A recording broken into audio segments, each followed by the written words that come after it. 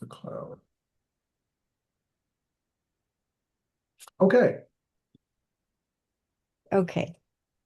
So, Brother Crumb, um, I don't know if this is the beforehand because I want you to know that I want to thank you for all your help and your inspiration, really. You're the fact I you should we should call you Professor Crumb because I have learned so much from you. And this book uh in large part is as a result of what I have learned from you, the perspective I've learned from you.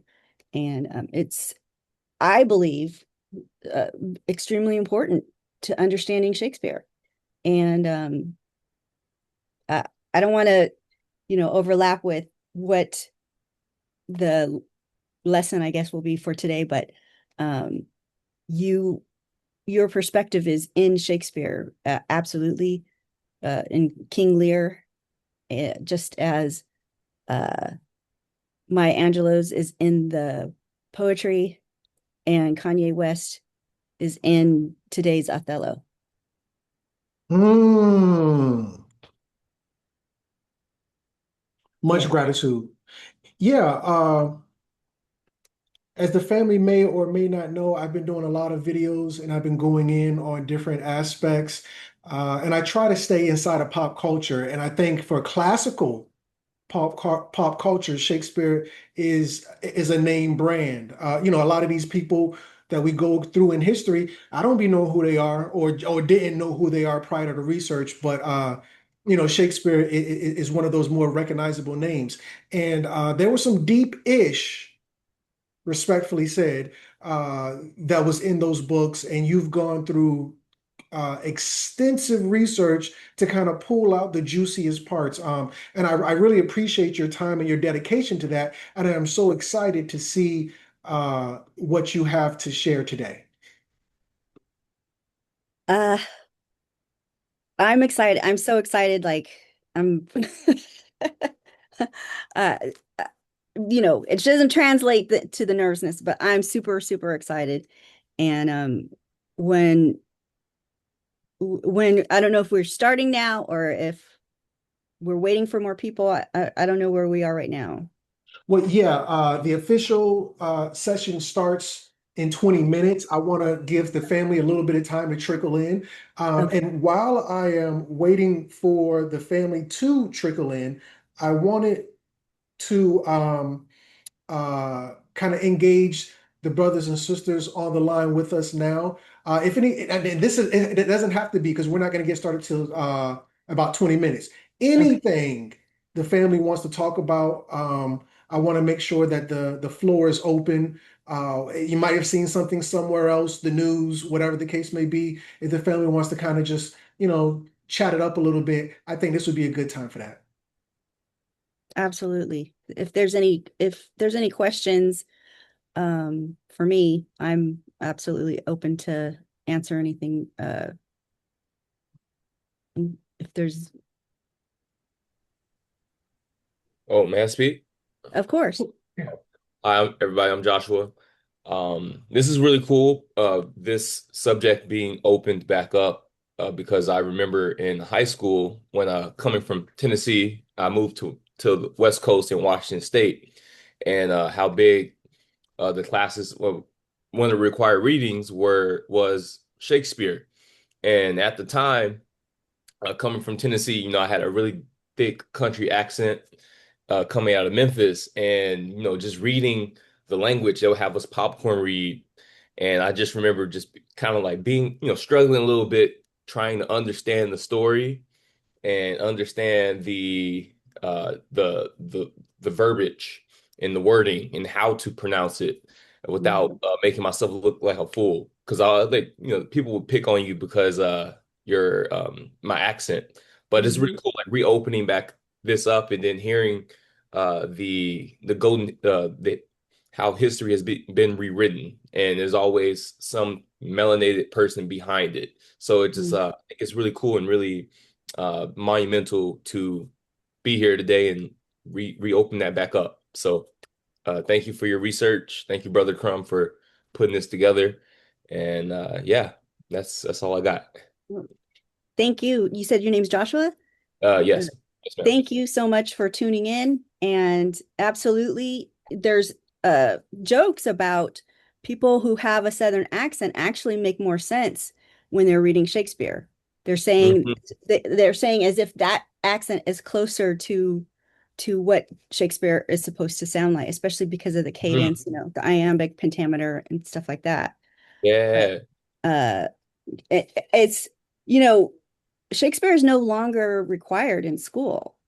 uh for the most part it's slowing down, and Mhm, one of the reasons might be because AI and Google. Years and years ago, everybody had to learn everything. When you were educated, you were a doctor and a lawyer. You spoke five languages. You read, three dead languages. So people now don't, they only have a fraction of the language and the breadth of knowledge that they had years ago. So when we read Shakespeare, we don't understand the vocabulary. There's inside jokes. We don't understand, half we don't even understand half of it. We don't even know that they're talking about black people most of the time, even like I noticed your call name is Jet. A lot of people know Jet as Jet Black, but That's there's my a lot initials, of actually. Those are my initials. those Yeah. are, oh, those are your natural. Yeah, yeah. Well, Joshua. a lot of people don't realize that Jet, it means black. And when that is your name, from 400 years ago, that is saying something. If your name is Blake or Douglas or Dunn or Moore, those are all names to indicate that you are a black man or a black woman. So when you read Shakespeare now, and we have brunette, Moreno. We have all of these words for black, and we don't understand why that is. But the Moors, who often are called Arabs now, there's a lot of controversy about what's Moorish and what's Arabic, because basically, Moors were very diverse, but you know,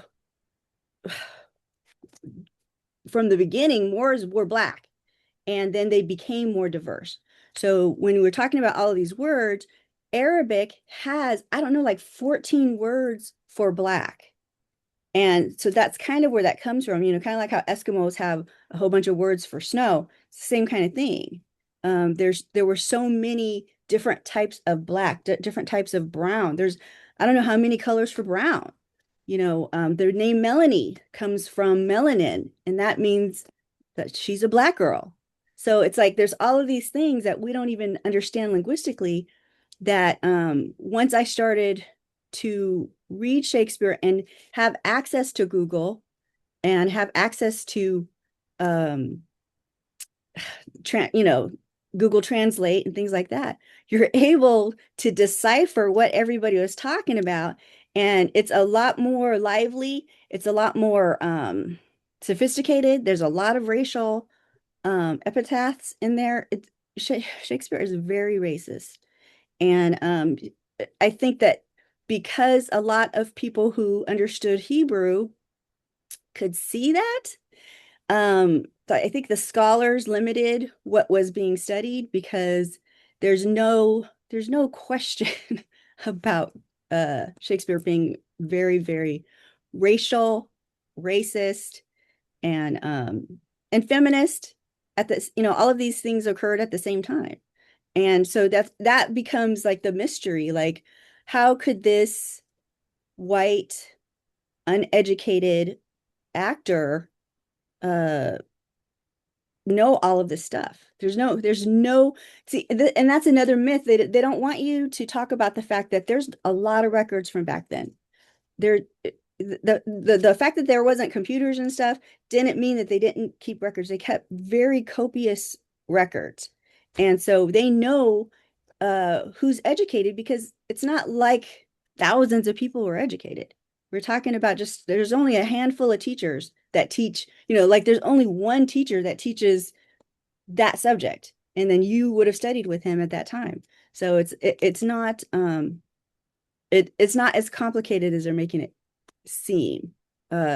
You can really narrow down who it could have been, and scholars much better than me have narrowed it down to Amelia Bassano, and I agree. I definitely agree with them. The only thing that I'm different about is the fact that they believe that she was Jewish, and I do not. I believe that this perspective is way too anti-Jewish. I don't use anti-Semitic because I believe that word is overused. It does not mean Semitic. It does not mean Jewish. Semitic means um, of Afro-Asian linguistic origin. So a lot of people are Semitic. Amelia Bassano is Semitic, but she is anti-Jewish at the same time. So I don't use anti-Semitic. I don't use anti-Jewish. I don't use anti-Semitic or Semitic. I use anti-Jewish. When I mean anti-Jewish, I'm saying anti-Jewish. I'm never going to say anti-Semitic. I mean anti-Jewish. Anti-Semitic would include Moors, Arabs, Blackamoors. It would include everybody, and I don't say anti-Semitic. I got my brother Eric. He wanted to chime in. It can be whatever it is you want, Eric. We still got about 10 minutes before we get into it. The floor is yours, brother.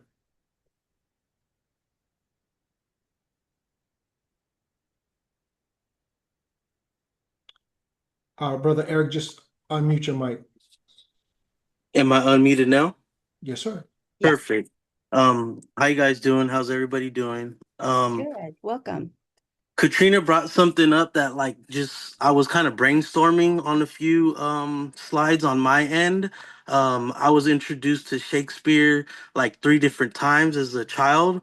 And in school, I always like wanted to um give my opinion, but I was probably like embarrassed or something. But you brought up a great point how it is like a feminist, feminine is an important word because my school introduction to Shakespeare, um, I thought it was kind of like I'm trying to choose the right word, not the best decision to with the Romeo and Juliet writings to murder or poison yourself for a loved one.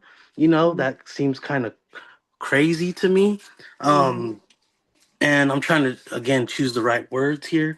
Mhm. But just brainstorming on this, I typed in who Shakespeare was. That's the first thing I did. And the internet, of course, gave me something. And then I seen the name Amelia Lenar. And but I actually seen the first name Amelia Bassano.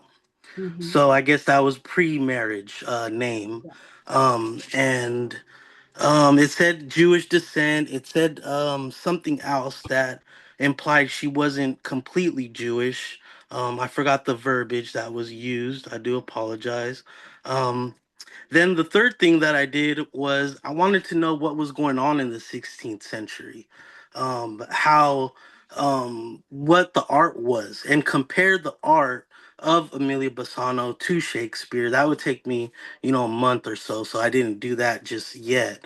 But what was going on around that time was they were trying to end the medieval art and start a new art, and that was something interesting to me that I seen, that would kind of help me navigate through who Shakespeare really was.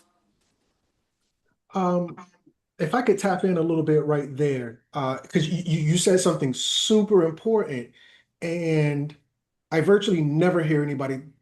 You're the first person outside of myself who I've ever heard speak in those terms, which is super duper impressive, and it makes me feel a little bit less alone. Um, when we talk about the medieval times, we never really put a date on it or a marker. The medieval times ends with Vlad the Impaler, the guy who was drinking, they said drunk blood and stuff. Are you familiar with Vlad? Yeah, Yeah. he's pretty popular. So yeah, Vlad comes in. Um, And that's the end of the medieval times is Vlad the Impaler. No more castles, no more moats with alligators, no more drawbridges, things like that. And this is because Vlad went to war with the Ottoman Empire. The Ottoman Empire, they brung cannons with gunpowder, and they had a cannon the size of, I'm sorry? No, that was I believe somebody's. somebody was coming in. We have Oh, a new joiner in the community. oh, okay, cool, cool.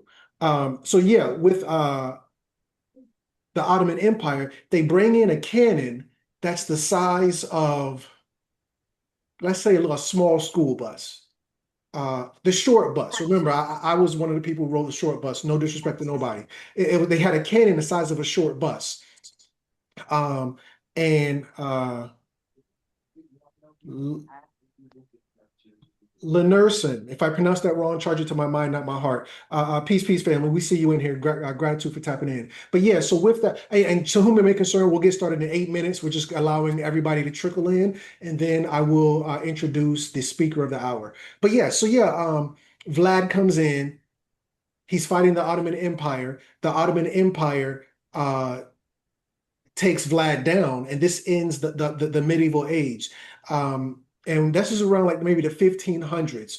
So prior to the 1500s, uh, you're kind of in you're getting out of a dark age. This is the Renaissance. Just as you were saying, painting, different forms of art, poetry. We're just now getting into literacy. We're just getting into literacy. A lot. But that actually though, Brother Crumb, is by a white standard, because Arab women, Moorish women were very educated. The first university was started by an Arab, so-called Arab woman, Moorish woman, um, very early, like very early, if you want to call it dark ages or whatever. So there were actually more educated women during the dark ages than there were white men during the Renaissance. Yeah, And yeah. Absolutely, absolutely. Yeah, we're referring to in particular Europe. This is where tapestry, simply meaning they would sew these big quilts, and it had a picture inside, Mhm. and the picture would tell a story because you couldn't write a book. This is where stained glass. There was the Bible, Gutenberg press, all of that stuff, but nobody could read it. So the churchgoers versus reading the Bible, they would look in the window and it was stained glass, and they would learn the stories of the Bible through the stained glass because the literacy was just so low. But context is king. So when you say what was going on during that time, what was the environment, what did it look like? Very low literacy rates. We're still in the medieval ages, things of that nature. But I don't want to talk too much. We still got about 5 more minutes. If anybody else wants to thoughts, questions, concerns, it doesn't have to be about Shakespeare. It can be anything you want. We got 5 minutes, just an open floor for anybody to chat.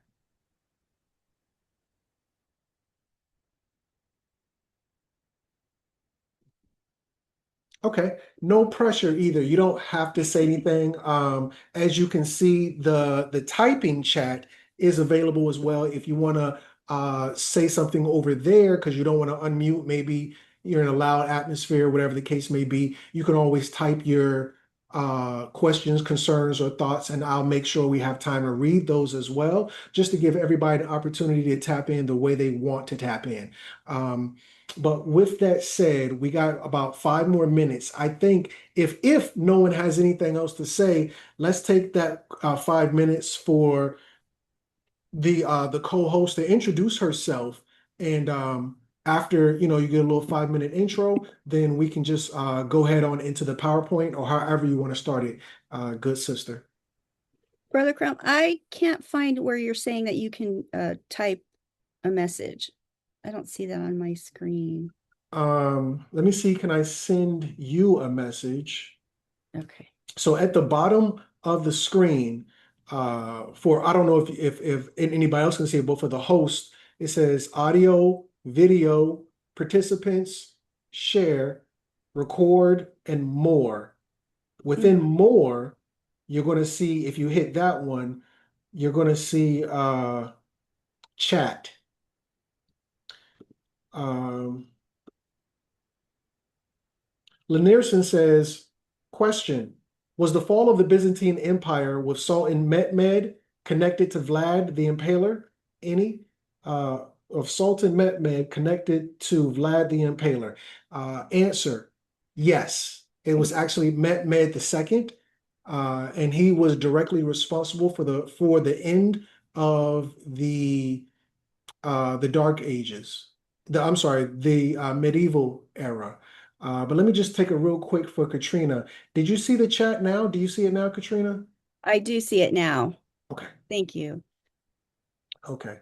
Um, 3 more minutes. I guess we can allocate those 3 minutes for you, Katrina. You can give us a quick little intro about the author, if you will. And then after that, I say we get into the PowerPoint. Uh, I always have a hard time talking about myself, but I guess overall, I was born in Vietnam, and I don't speak Vietnamese though. My mother's Vietnamese, and my dad's black. And I grew up all over Southern California, and I went to, you know, all kinds of different schools from the high desert to 92nd Street School in Compton. So I've had a lot of varied experience. And then I went to UCLA for undergrad, and I actually applied for a graduate school in London, or where Shakespeare's hometown. And I was told by a man who was going to be my advisor that the subject that I wanted to uh, research was one that had been denied to a woman the year before. So there wasn't much point.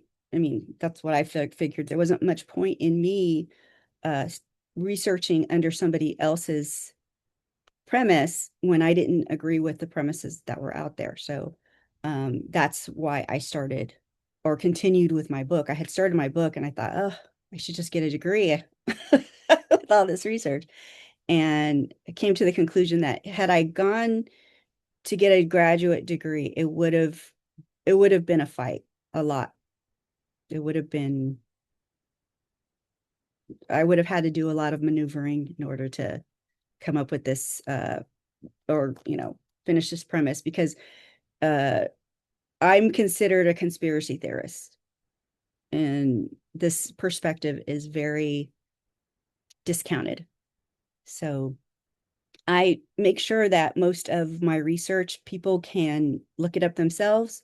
They can look at the the the plays themselves and see the words on the page. And I'm not trying to say she's black. Shakespeare is saying she's black.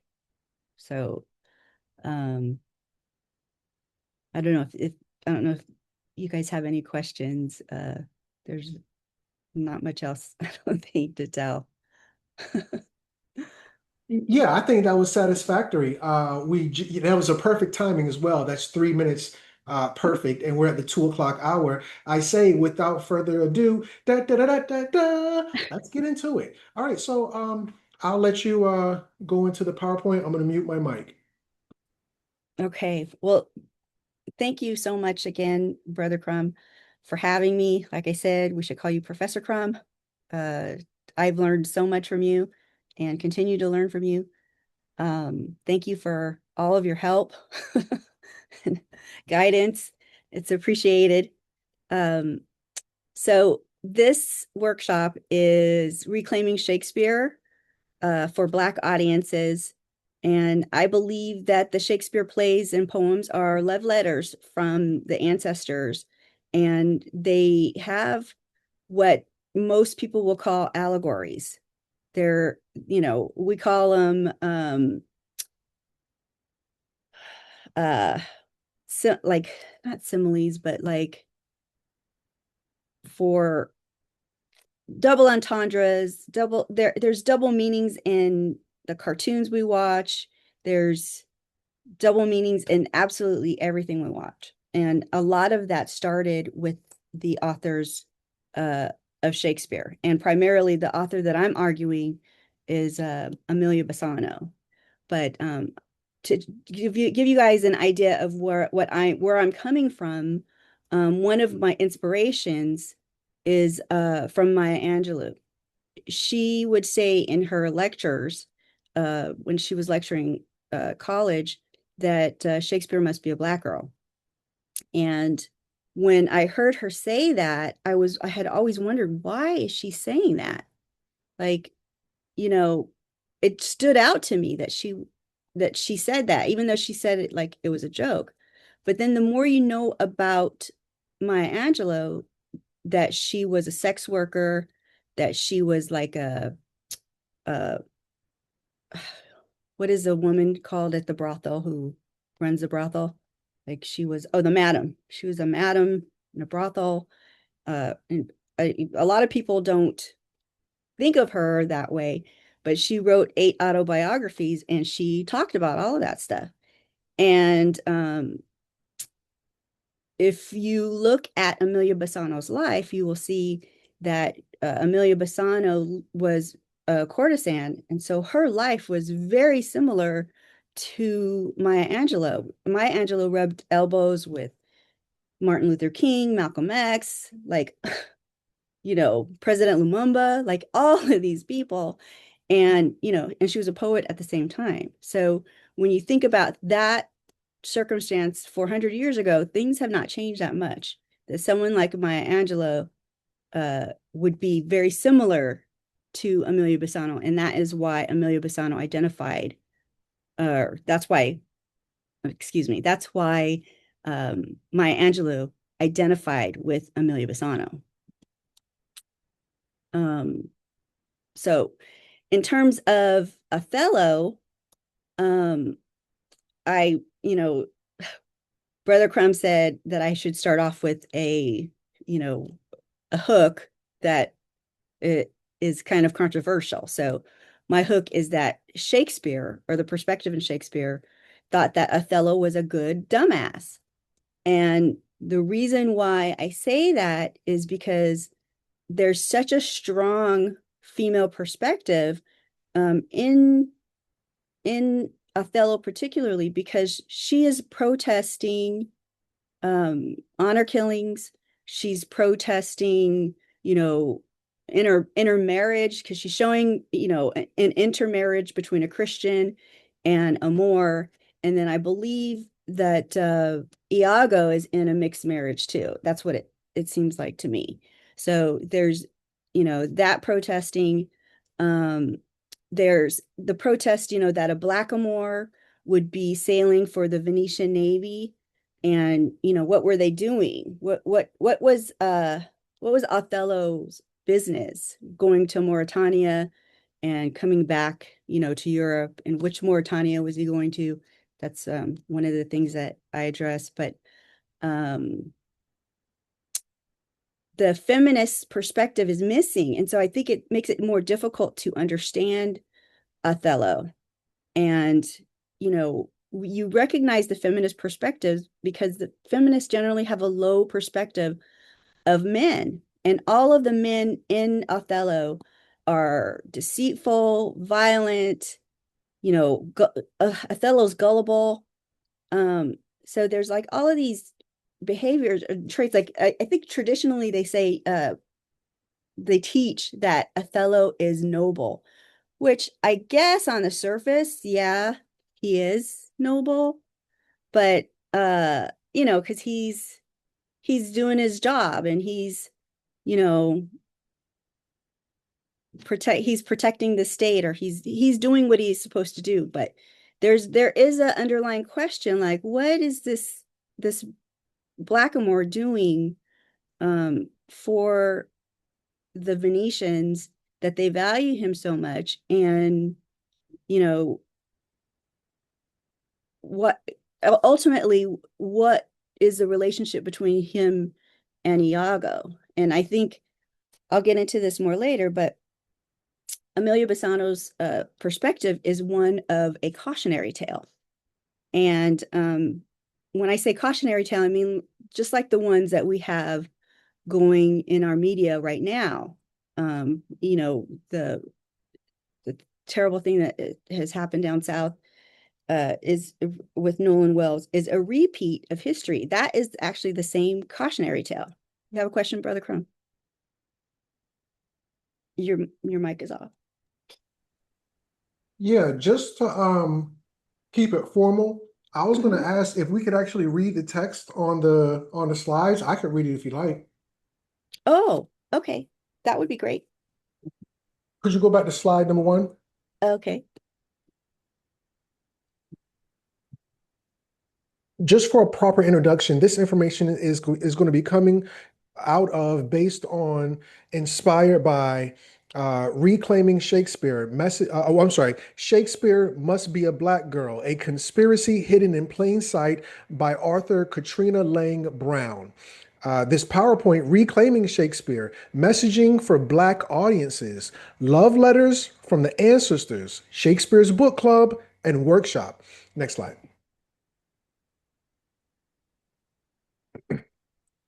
Maya Angelou would famously say that Shakespeare must be a black girl in her Shakespeare lectures. There's an undeniable female perspective throughout the plays and sonnets that academia addresses by saying all men were gay. What I teach is still considered conspiracy theory. Academia still adheres to Shakespeare the actor as the author. He's an actor, family. Maya Angelou was a sex worker and victim of rape. And Shakespeare's writer was recognizable by her for a similar, if not exact, reason. Amelia Bassano. And Maya Angelou had similar experiences as blackish women living in a man's world. Next slide.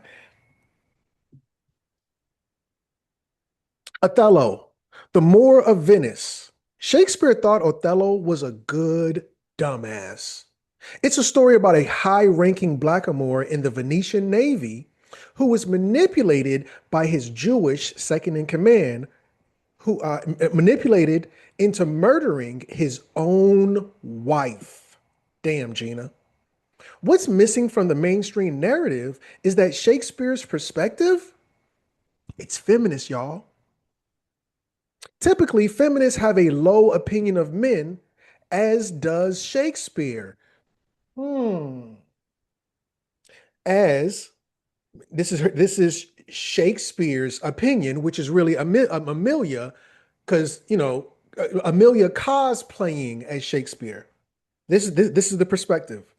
Mean, deceitful, like Iago, the second in command, and gullible, and of course violent. This is a story about women's rights. Let's be clear. Cautionary tales are stories with a terrible ending to discourage a behavior. There's a method to the madness, y'all. With Amelia Bassano as the author and perspective, we can clearly see it's a cautionary tale directed at Blackamoor men and women. This story is about the relationship between black men and black women, y'all. Tap all the way in. Old boy is not telling this story. Old girl is. You can just tell me when you want me to read. No, thank you so much, Brother Crumb, because I am nervous. So I'm trying. I started rushing through this thing, but I do appreciate you reading. Please, please, please read if you don't mind. Shakespeare's Othello was actually a cautionary tale, much like how the story of Emmett Till still pops up in our media with the same message from a black woman's point of view. We see the story from Emmett Till's mother's point of view. That's very important. Her opening the casket, etc. The message is boys don't do this. I'm sorry. The message is, boys, don't do this to your mother when she opened that casket. The modern day 4th of July killing of Nolan Wells is is in the same vein with many similarities. But these modern stories are more forgiving of black men because they're young. They are our they are young. I lost my place. I'm sorry. Black men because they are young.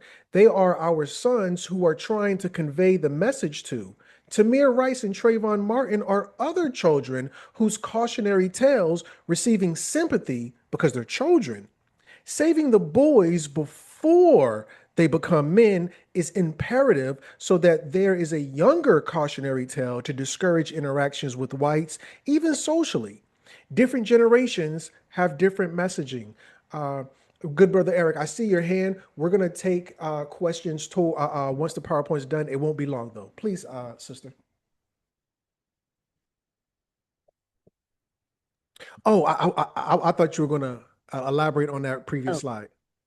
um, I think I already spoke on it. Okay, sorry. If there are questions, I mean, I'm okay. But you want to power through the PowerPoint first, though. No. This is because we're dealing with Othello. This is your ship. I'm second. You're I'm I, I Iago. I don't want Eric to forget his question. Okay, please, Eric.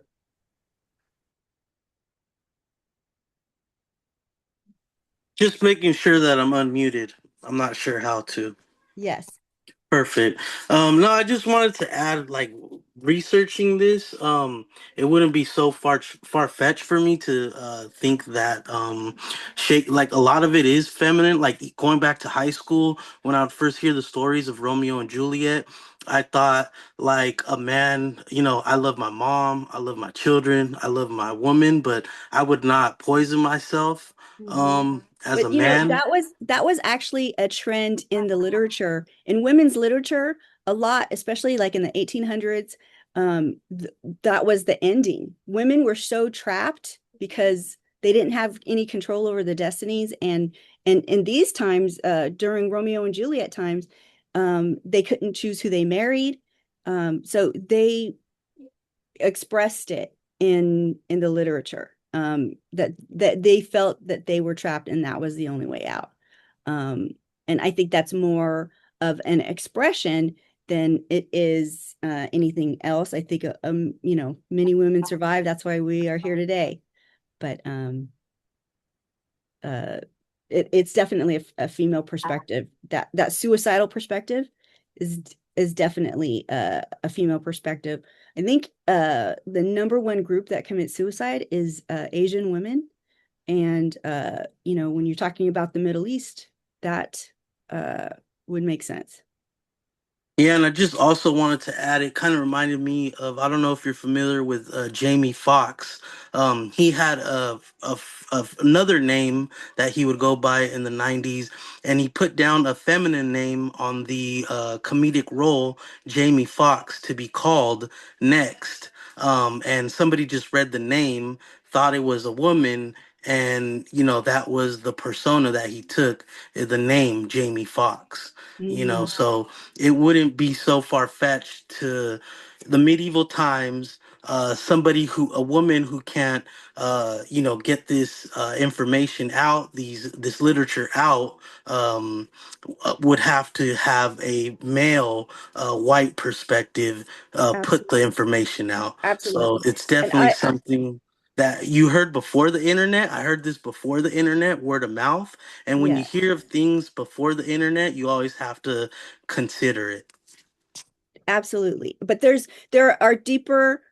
a lot of deeper meaning, and I get into this more in my book, but there are secret societies that are associated with a lot of this stuff. The women created secret societies in order to write this stuff. That's why there is this messaging. It is for other women. So I will get into that as we go, but it's definitely a female perspective for many reasons. But what stands out here is that this is something that Black women are still doing. This Othello is a classic cautionary tale told from a Black perspective, And it is, I mean, think about how loudly we hear this, this voice. And it was just as loud in the 16th century. Makes sense. Brother Crumb? Some scholars try to say Othello was an Anglo-Moor. He was not.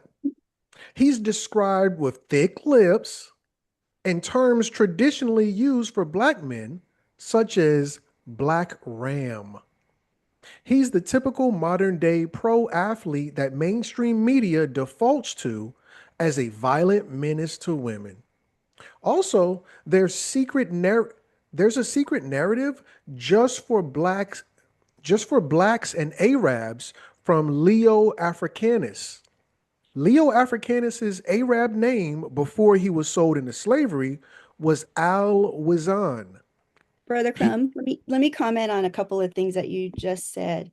So the stereotype of the black ram, for those who have been following Brother Crumb, you might have heard him talk about Bobby Hemmett. Bobby Hemmett talks about how uh, the black man was characterized as a ram and with horns, like Moses. The first depiction of Moses was with horns. So the horn symbolized somebody who was enlightened. And so this is imagery from this period that is getting into how black men are looked at. And it's very, very much from not just a black perspective, but I think Arab and Moorish culture in general. This black ram was celebrated, and it seeped over. Bobby Hemmett talked about it seeping into like the Baphomet and things like that. So there's a, a secret narrative. And when I talk about Leo Africanus was a slave who he didn't start out a slave. He was a very educated scholar, but he was black. So he got caught up into the slave trade and he was given as a gift to a pope. And then the pope used him to translate and stuff. So what he started doing is he started putting secret messages in his writings. And so what Leo Africanus did is he wrote that black men had epilepsy, and black men do not have epilepsy. What he was writing is he knew that Arabs and Moors were very educated. So what he was writing was a message to watch out for surprise attacks, because epilepsy, the root of the word in Greek is surprise attack. So it's very, very important that Iago says this when Othello is having an epileptic seizure. I know for sure that that is the message that Leo Africanus and that Shakespeare is imparting, because Caesar has epilepsy too in the Shakespeare plays, but they don't call it epilepsy, they call it the falling disease. So they're they're using the same concept but to convey two different messages. For Caesar, it really was that he had epilepsy. For Othello, the message to black people is watch out for Jewish people. There might be a surprise attack. Uh, go on, Brother Crumb. he So wait, wrote a secret narrative in his book, Description of Africa.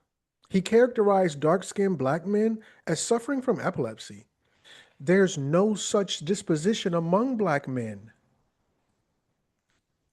But when you look into the etymology of the word epilepsy, in Greek, it means surprise attack. I believe Shakespeare understood this love letter Al Wazan included and put it in Othello. The line epilepsy is spoken from Iago as Shakespeare is warning the dark-skinned black men have to beware of surprise attacks. And I don't think it's coincidence that Iago, the Jew, speaks this line. We know today who controlled the Middle Passage that blacks are still sold into slavery in Arab countries. Moors like Othello, sellouts, and perhaps a different skin folk. This is further addressed as prison slave labor in Love Labor's Lost. Yeah, so the theme of slavery is throughout Shakespeare, but it's put in there very subtly. Because I think it's something that, for Shakespeare's time, I mean, slavery wasn't new, but I think that for blackamoors uh who were educated, I think for them being sold into slavery, I think that was really, really new. So I think that they were able to you know, express the warnings. Also, blacks, or I should say Moors, blackamoors and Jews lived very close together traditionally. So so blackamoors were used to being able to rely on Jews as their, not just their friend, but they had a demi relationship. There was an agreement between them that they would take, one will take care of the other, and they just pay a little bit of taxes. So, this warning needed to go out because they were getting attacked from that what was traditionally their friend. And that was the importance of Leo Africanus's message about epilepsy. Oh, did you have a question, Jed? Yes, I actually made when while we were talking about the whole epilepsy falling over, I like this premonition came over me that when you scare a goat and the goat falls over and it gets like the muscles tense up. I'm just trying to make that correlation, like why, you guys seen it, right? The Yeah, the yeah. goat that, yeah. So I'm trying to make that correlation as to like, between that. Yep. Oh, I don't know why, but it just came up. It's just something I thought. There could definitely be something more connected, and that's exactly what I mean about our education. And maybe the more we understand the goat uh, as an animal and a species, the more we will understand that perception that has been linked to Black men. Um, I've Mhm. never you're that's a Eric, that's the first time I've ever heard of that. I'm remembering a little bit what you're saying, like that if you scare a goat, they'll fall over or whatever. But Yeah, I call it like that sorry. no, but that might have helped to hide the real allegory of the message. You know what I mean? Mhm. Like um it was a truth about goats, not so much a truth about Black man, but they wanted to intermix that in order to put that message in there. But thank you.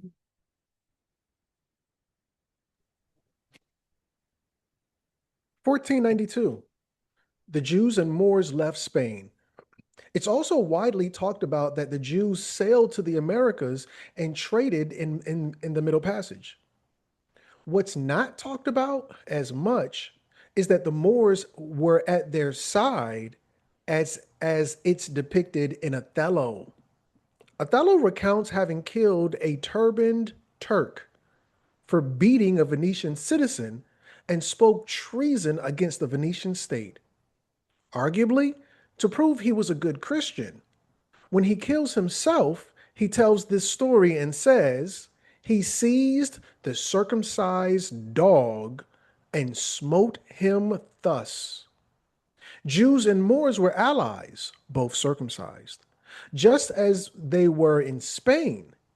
But the relationship has declined as the two groups compete for resources and power under the Roman Catholic Church, and Othello addresses the decline, and in killing himself, as he did the Turk, he justifiably twice kills the culture that killed Desdemona. Yes.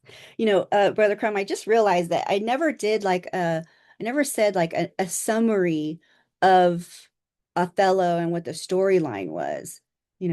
That basically Othello is about uh a blackamoor sea captain or general who is tricked into killing his wife because he has a jealous first mate who wants to see his demise. So there's a lot of other things involved in that. And if there's anyone who's interested in really studying Shakespeare, I would not read Shakespeare first. The first thing I would do, if there's a play that you're interested in, watch the play. Hollywood is really good at doing all of these Shakespeare plays. And I would watch the play the first time without reading it. And then I would watch it a second time with the play in front of you. Then you'll notice the things they cut out. Sometimes the things they cut out are the best part and has the most information. So, if you're really interested in studying Shakespeare, listen to it first and see it performed on stage and ask yourself, do I have that same interpretation that director had at that time? Because sometimes, they change it up, they make it comedy so that you don't take it as seriously. And sometimes they don't. Like in Taming of the Shrew, Petruchio says that that Katerina is a brown-skinned girl, and they leave it in there. And it's kind of weird to watch it now with Meryl Streep, and she's not a brown-skinned girl, but Petruchio is saying he loves her brown skin, and it's just the weirdest thing that we have been asleep. We just accept it, when we don't question it. So I think in terms of this is just the background between the Jews and the Moors, and the relationships in Othello. So women in medieval times. Do you want to go ahead, Brother Crum? Women in medieval times. A Moorish Arab woman named Fatima al-Fin, Fin, I can't Fury. say I think it's Alfieri. Al-Firi. Let me just make it bigger on my screen. There we go. Started the first university in Fez, Morocco. She inherited her father's wealth. In order to study the Quran, you must first study poetry. Some even say a woman, his wife, helped Muhammad write the Quran and that she was a Catholic nun. What a lot don't realize is that Muhammad also encouraged his father to leave inheritance for their daughters. There were more Moorish Arab poetess, female poets, women poets in the Dark Ages than there were white male poets during the Renaissance. Damn, Gina. There were genres of Arabic Moorish poetry and epic traditions that are reduced to soap operas that are similar to Shakespeare plays. A theme in their stories is that there is a marriage and death, like Romeo and Juliet. But Romeo and Juliet could also be a cautionary tale, as arranged marriages were common. Arab/Moorish women were sultaness and caliphates before their sons came of age to rule. But in Renaissance Europe, women are not allowed to hold professional positions unless they were courtesans. If women's if women gossiped or wrote anything other than translating religious documents, they were punished. Outspoken, angry black women like Katerina in Taming of the Shrew couldn't exist. Yeah.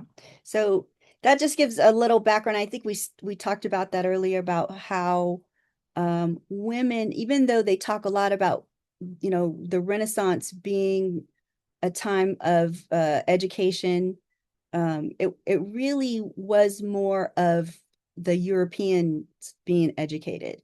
All of the books in London at this time were not in English. Only like 5% of books were in English, if you can imagine that. That's why Shakespeare is such a big deal, because it's like the first uh group of literature that is in English. Everything else was in other languages, and Arabic included.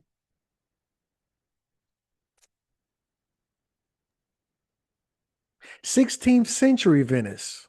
Religion was more monumental back then, just as race is the overriding way we are judged today.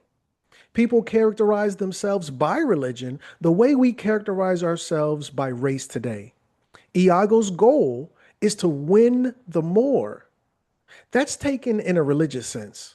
The goal was to get Othello to renounce his Christianity. He does not. Instead, when he realizes that he has killed his own wife over a lie, he compares his action to the Jews who lie, the base Judean, who lie like the base Judean threw a pearl away, richer than all his tribes. So the Jews who threw away the Moor also threw away people who were better.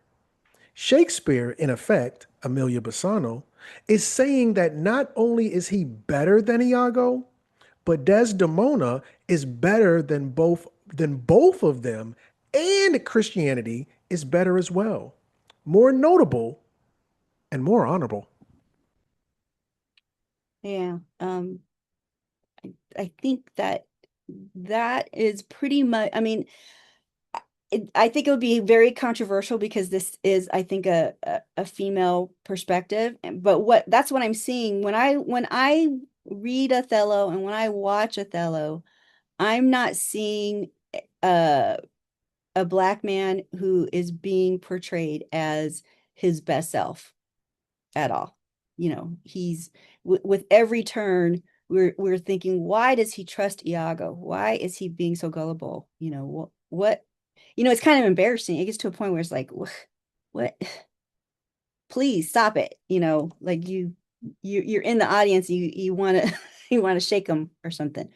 But I think if we could admit, first of all, that this is not how we want to be portrayed.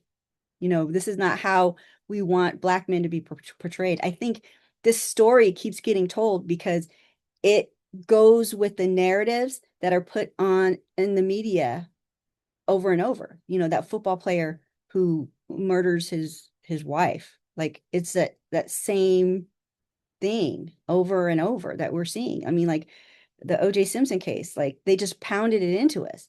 And so that is why Othello is still being used, because it's a stereotype that is accepted now, the way that it is told now. But if you put it in the context of the 16th century and you give it the perspective of Emilio Bassano, then you understand it is more in the line of the cautionary tale from what we see in the Black community today. I think Black women have given up on Othello, that cautionary tale. They're skewing younger. The cautionary tale has gotten much younger for the boys now.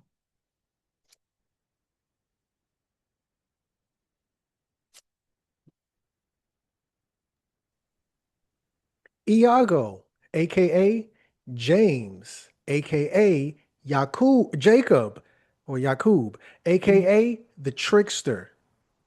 Just as scholars try to anglicize Othello's character, they also tried to lessen the Jewishness of Iago, as seen in the casting of late in the casting of late, except in Disney films, like in the Disney film Aladdin.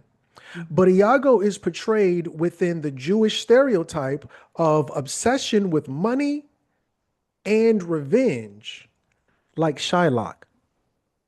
There's an exchange where Iago says, money, over 10 times. Iago also makes a reference regarding his tribe, as Othello does. Othello's line has been changed by editors to read Indian instead of Judean. But it's likely a direct accusation of Iago betraying him that the base Judean threw away a pearl. And getting back to Othello being a blackamoor, Shakespeare also refers to Aaron in Titus Andro, Andro, Andronicus. Andronicus as a pearl. Shakespeare consistently calls black men pearls within his plays. Mhm. So there's one thing, this is something that I know you've spoken about, Brother Crumb, that the name Iago and James are the same name, but also that James and Jacob are the same name. Like on paperwork, King James is also called Jacob. So there's a lot of research that needs to be done about this because Yakub is is also in this. One thing that King James and Yakub have in common is they both try to whiten. They it seems they both try to whiten London. There's a poem that Ben Jonson has. It's called something about the mask of blackness. And the queen at the time went in blackface and then she rinsed herself off and she's white underneath the blackface. So a lot of scholars will say, oh, that's just an allegory. But I'm not so sure. I'm not so sure that there was an allegory because when we have Yakub, there's we really I think we have to take a closer look at what was happening. Why was there this wave of anti-blackness and you know where was it coming from? We're talking about the nobles doing this too. So but just to go back, I made a comment about the Disney film Aladdin. There's a bird in it named Iago, and they cast him as a comedy little comedy character, and they cast Gilbert Gottfried in that character. So in that case, they cast a Jewish Iago, but generally they try to stay away from uh, a Jewish Iago. And I have seen authors argue that Iago is not Jewish, but I argue that he absolutely is Jewish. There's too many stereotypical things about Iago, including him repeating money over 10 times in one exchange. He refers to his tribe, just as Shylock also talks about his tribe. So that pairs them together in Shakespeare as the same kind of character. And there's actually an effort. I believe, a Jewish editor that went in and took out base Judean and put Indian instead of Judean for that line. Base Judean threw away a pearl. And pearl is a word that is used to describe black men repeatedly in Shakespeare, consistently in Shakespeare. If they're talking about pearls, they're talking about black men. And that is the perspective of the black woman of her man, that he is a pearl.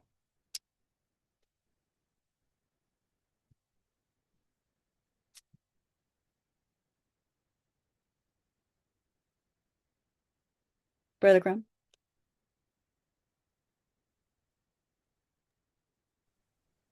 One theory is that this was written for Queen Elizabeth the First, who had strong ties with Arab nations. The theory is that Shakespeare's patron wanted Elizabeth the First to stay clear of the Arabs, and the killing of Desdemona should trigger her because her mother died of an honor killing, and that she would be discouraged from jumping into alliances with Arab nations. This would make more sense if there was truly an impending nuptial, but there wasn't. Both leaders were too old by that time the alliance happened and died, and there was only trade agreements. Queen Elizabeth I would feel no such physical threat as she planned her whole life to be unbeholden to any man and unmarried for the entirety of her reign. Yeah. So there's a theory that this play was either written for Queen Elizabeth or even by Queen Elizabeth, and was a protest of honor killings, but in a way that it would scare Queen Elizabeth out of a marriage with an Arab. And I definitely see that it's a protest, but I don't think that there's enough um to I don't think there's enough evidence that she was considering a marriage with the Sultan. Um, maybe a an allegorical kind of marriage. Like this picture that I'm showing here is called the Rainbow Portrait, and she's wearing a marriage hat, and it's supposed to be like an Arab or Turkish marriage hat. And the weird thing is about this painting though is that it was painted when she was on her deathbed. So she was not a young looking woman. So if they were talking about a marriage, it was more like a trade agreement or a secret society thing. It definitely wasn't like a real a real marriage. But that portrait has a lot of secret society imagery. As you can see, she's wearing a long string of pearls. And there's meaning in everything. She's holding what looks to be like a rainbow, but it doesn't have colors in it. On her sleeve, there's a serpent, and it's wrapped around a sword, which is supposed to be, some people say it's Leviathan, or it means Lucifer. She has eyes and mouths all over her garment. There's a lot of secret society imagery. We know about the eyes now, um, but there's a lot going on there. And when you're looking at Shakespeare, because there was no television back then, so we can look at the paintings to pair up with the times there, the times then, to tell us, what was really going on. I question this painting a lot because of when it was painted, and I even question, like, was it really Queen Elizabeth? Because there was a woman uh who looked very much like Queen Elizabeth named Arabella Stewart, and a lot of people wanted her to be the next queen. So I wondered if that might be Arabella Stewart, because um she would have been young when that painting was done.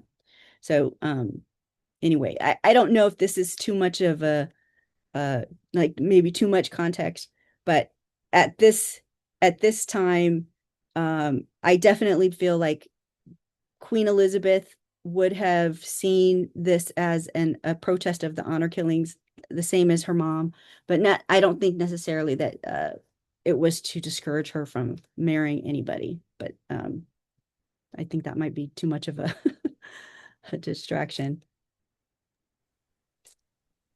From a black female's perspective in Shakespeare, Amelia Bassano is yelling at the top of her voice to her black uncles and cousins to stop honor killings, to stop trusting Jews, and possibly to stop intermarrying with Christians, but sympathizes with Desdemona at the same damn time. Sorry. Overall, the point of view has a low opinion of men as gullible, violent, like Othello, mean and deceitful, like Iago and the rest of the men. They're all, quote unquote, good dumbasses, drinking, fighting, plotting, and killing. In Shakespeare's perspective, there's no redeeming male characteristics. Yeah, I think if you're really honest, looking at Othello, there it's not a noble character. I don't know why they keep saying that Othello is this noble character. I think from the writing perspective, if you're writing a character, if you're writing a hero, he is nothing like Othello. He This is, they even call him a tragic hero. I think the tragic hero, he saves the day and then he dies. That's a tragic hero, right? I mean, Othello doesn't even save the day. And I think one thing that we should pay attention to is the fact that when Othello is performed in Arab countries, they change the end. Othello does not kill his wife, and he saves the day. He is the smartest character in the play. Unlike this, where Amelia is the smartest character in the play. Amelia, I actually have a slide about this. Amelia is a character named after herself, Amelia Bassano.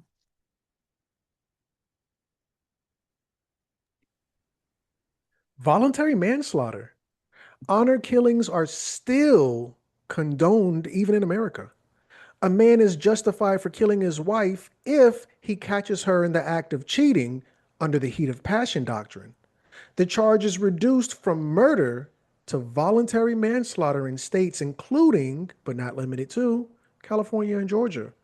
In Arab countries, the ending is changed in Othello and other Shakespeare plays like Hamlet, King Lear. Othello is the aboriginal, and Iago represents the colonizer. Othello is portrayed as outsmarting Iago. Shylock in MOV, what's MOV? Oh, sorry, Merchant of Venice. Shylock in Merchant of Venice has been characterized as Israel extracting their pound of flesh from Palestine. Yeah. So this just gives you an idea of the cautionary tale within all about you know how we kind of have a lot of Arab culture in our culture. Like they want to say a lot of times that like our system of government is based on like Hebrew or Christian values, but if you don't have to dig very deep to see that there's a lot of Moorish Arab traits that we have even in America and especially in Great Britain.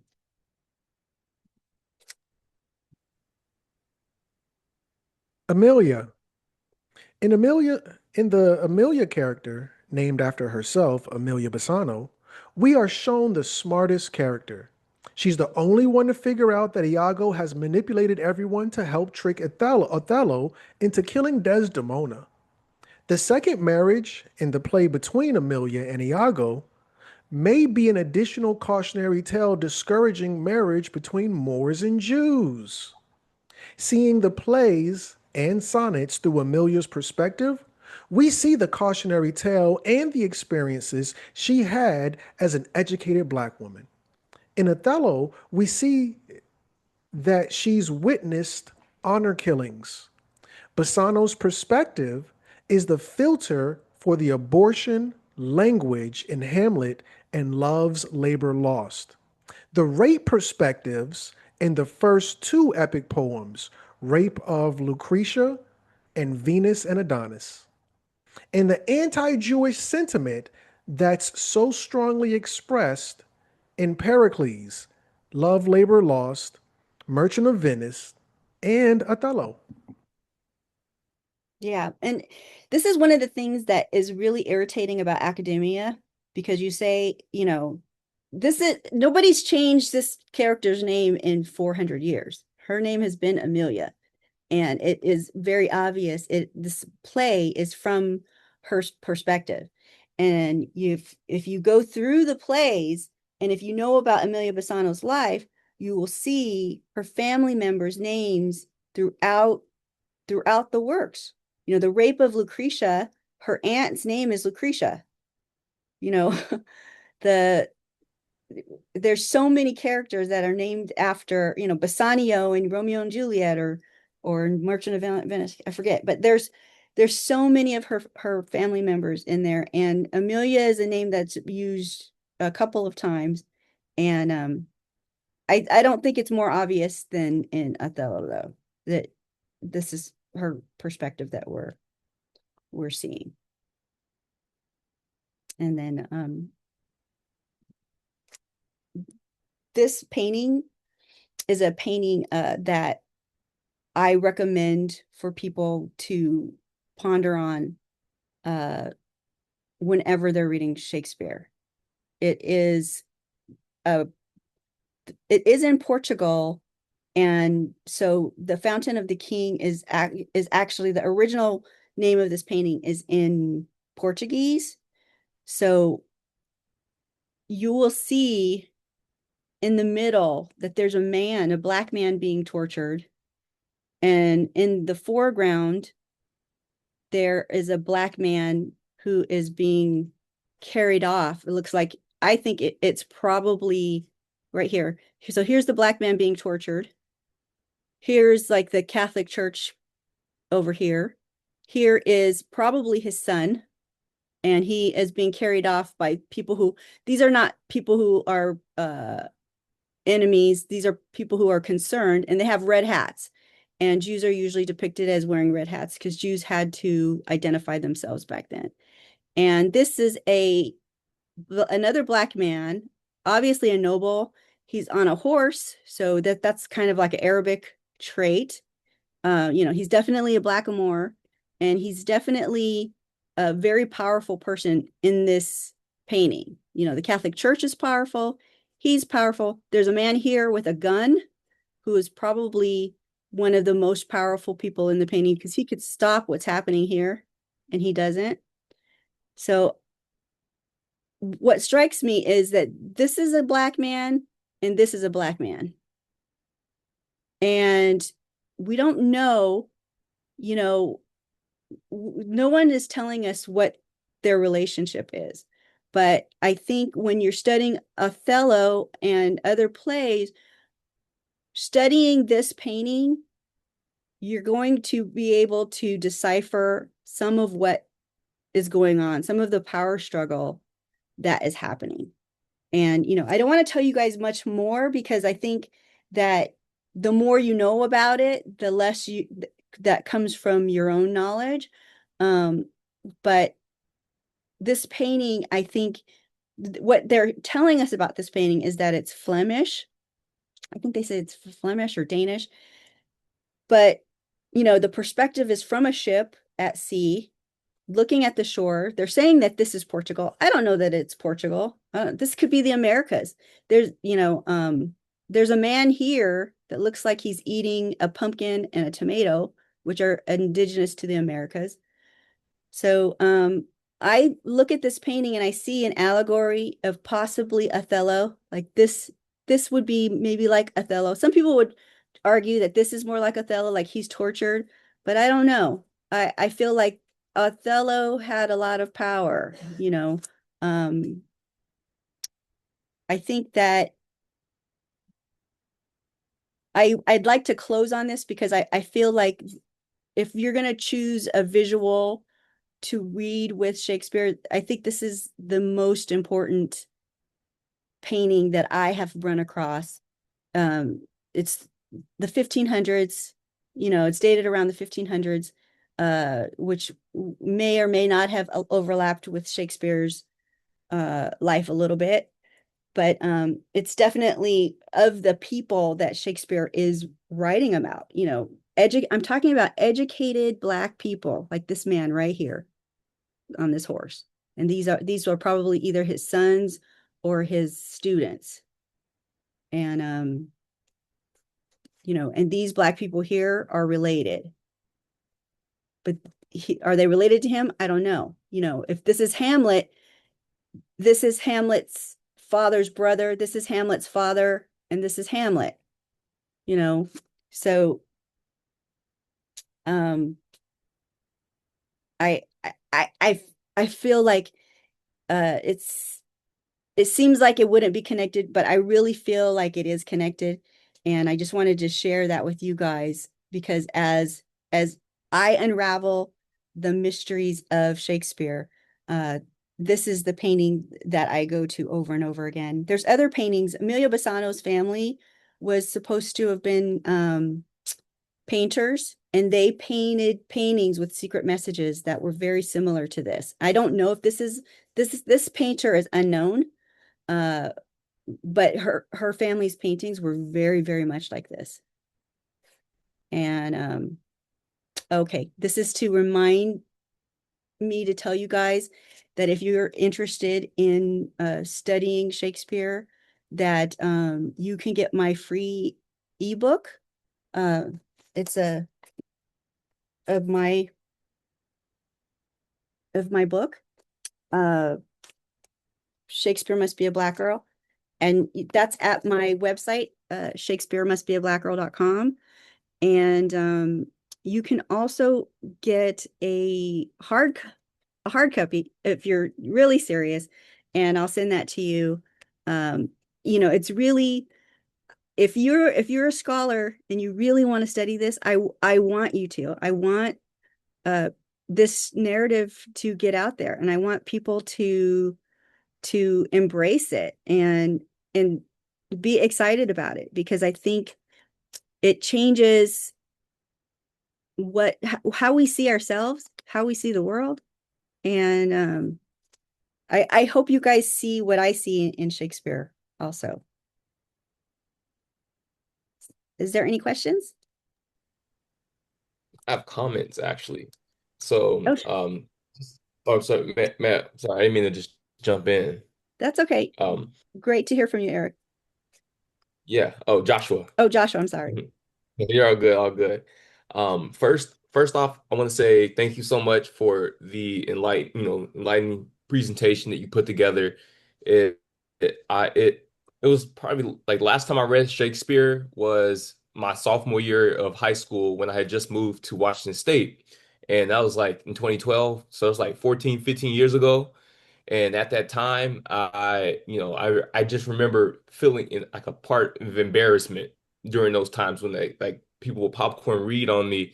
So and just to read it. And it felt good while reading it. Like I was able to add some flair to it with my country twang. And it but I think part of it was like I subconsciously just kind of like geared away from it because like it was like a memory I didn't want to be a part of. And at the time too, where they'll make us watch movies, they'll make us watch the Romeo and Juliet one with Leonardo DiCaprio. So I didn't see any blackness involved in this. So I didn't have any like I just kind of put it on the back burner and didn't see the importance of it. But now that you've shared this, it definitely nourished a dormant seed within me and kind of shined light upon something that I feel like is gonna, you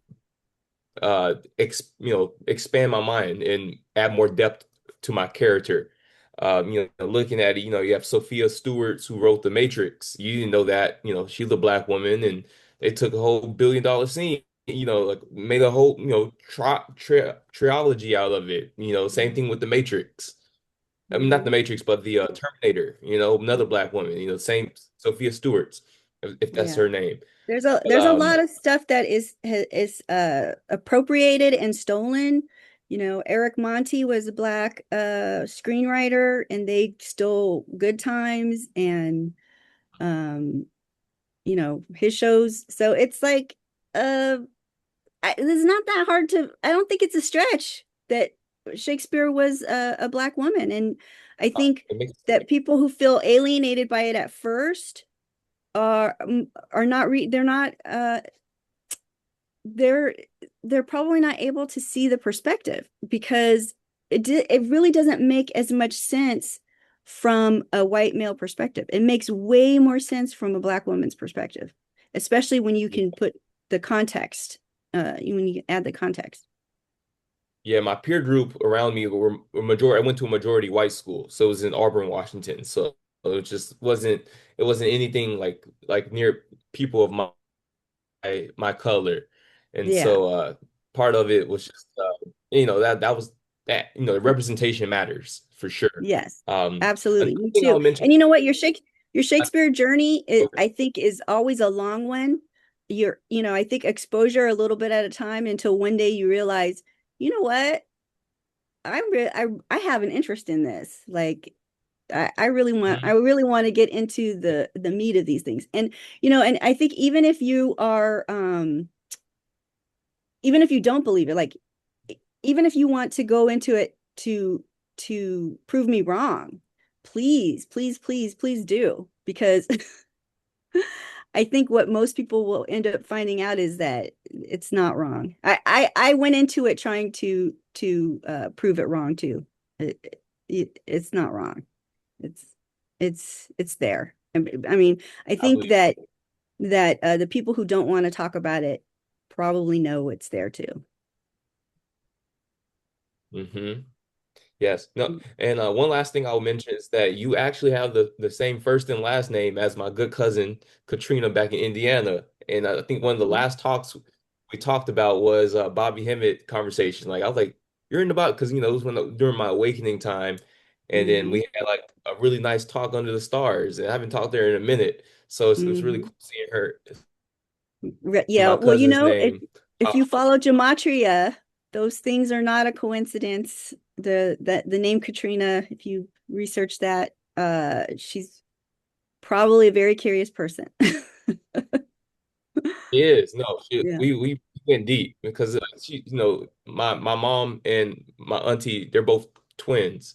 Hmm. And then also like talking to my cousin, she looks just like my sister on top of that. So it's pretty cool. So Katrina Brown, the both first and last name actually. Yeah, So that's so thank you funny. so much. Yes. Welcome. Thank you, Brother Crumb, too. Thank you for putting this together. Yeah. Is there any other question?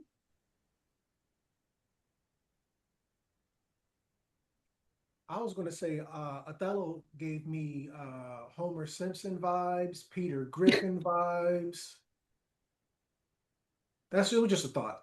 Yeah, when I was taught that he was noble, I pretty much believed that narrative. I really did. And then I just started looking at it from the Amelia Bassano's narrative, or her point of view, I should say. And it really changed me. I was like, oh no, this is a cautionary tale. This is this is not somebody that should be celebrated. This is somebody who is used as an example of what not to do.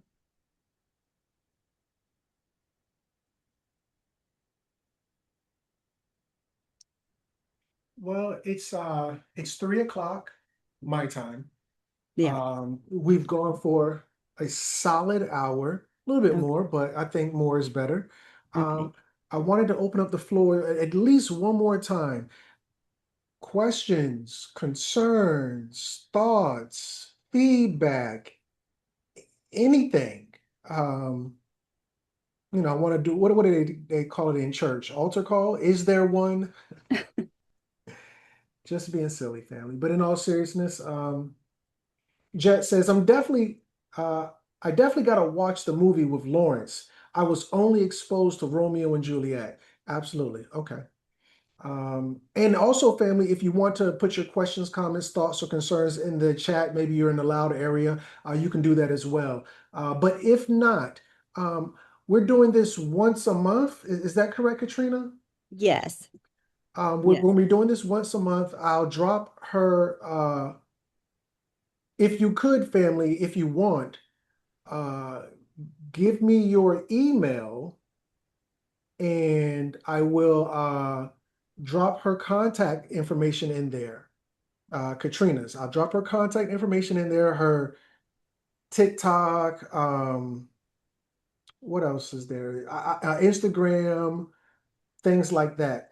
So, and I see Josh already dropped his, so I'll collect that. Zoom you. Yeah, yeah, you can drop your email right here and I'll send you a copy if you want of this live. I will also send you her contact information. Of course, her website, shakespearemustbeagirl.com, and any other information that you may like, or just for contacting purposes. I'll make sure to get that to you. Um, I think, Mr. Q says, yes, I have to revisit Shakespeare and have the book website saved. Thought provoking indeed. Great Oh, work, Katrina. And of course, thank you. And thank you everybody. And thank you for being so patient. This is the first time that I've ever tried to teach Shakespeare other than like on a one-on-one. So I'm sweating bullets here. But I'm I ready for the next one. Oh, I hope so. Thank Yeah. you. Well, thank you again, Katrina. You made a beautiful PowerPoint. I appreciate you going through it. I learned a lot about Othello. I never heard this perspective before, and I don't even think it's really a perspective. I never heard it summed up so accurately. Let's say that. And I look forward to next month. For the rest of the family, I guess we'll see you guys in September. I'm ending the recording. Yeah.